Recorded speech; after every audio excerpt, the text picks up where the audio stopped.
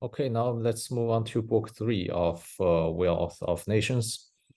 The different progress of opulence in different nations.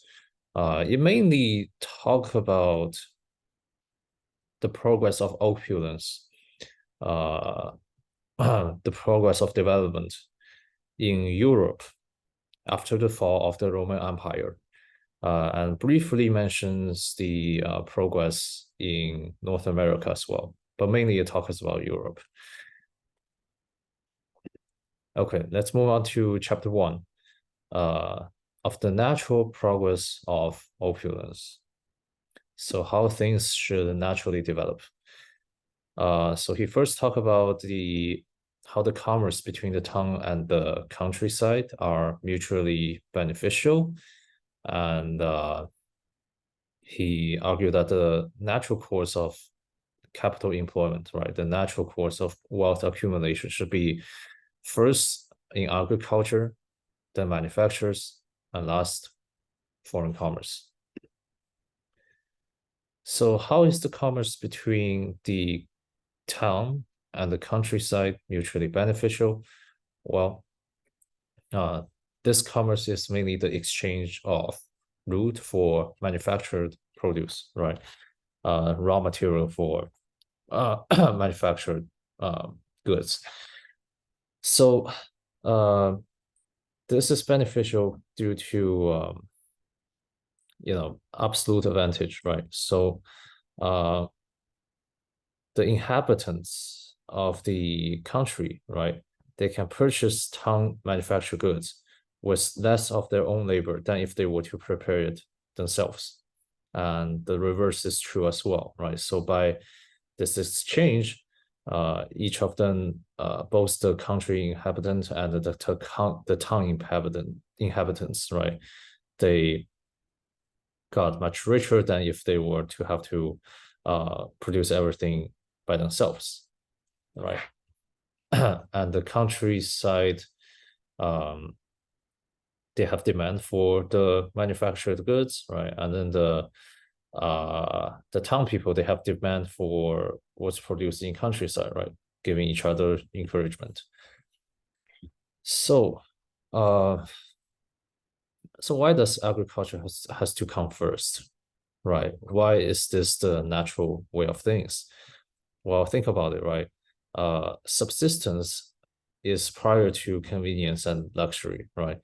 When you can't even feed yourself well, you are not going to think about getting luxuries and things that are for extra comfort, right? So eating well is the first priority, right?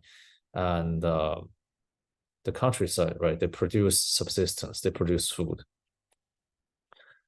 And another reason is man naturally prefers agriculture, as argued by Adam Smith, right?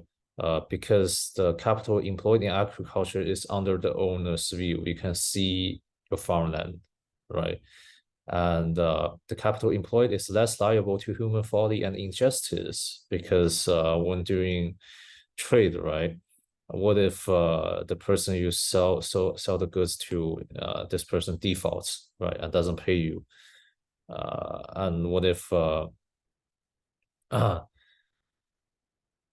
the foreign policy of the country you are trading with is unfriendly to you, so on and so forth, right? And another extra point is the beauty of country life. You get to enjoy the scenic view of the countryside, so on and so forth. So for all these reasons, agriculture should come first. And in North American colonies, right, where land could be relatively easily purchased, those artificers, right, those craftsmen, when they accumulate enough wealth, they would turn into planters, turn into landowners.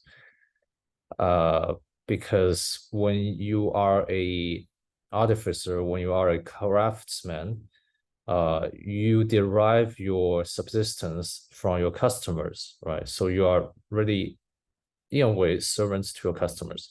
But when you produce these goods yourself, produce these foods and subsistence yourself, you're really your own master, which feels much better. But in Europe, where land could not be easily purchased, artificers, when they accumulate enough wealth, they try to manufacture for distant sale, right?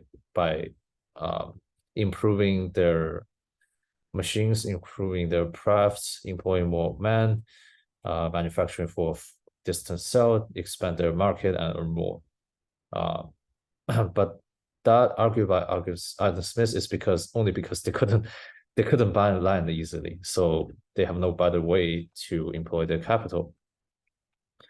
But in Europe, the progress is being inverted, right? So the development of Europe after the fall of the Roman Empire is foreign commerce led to manufacturers, and the manufacturers and foreign commerce together give encouragement to agriculture.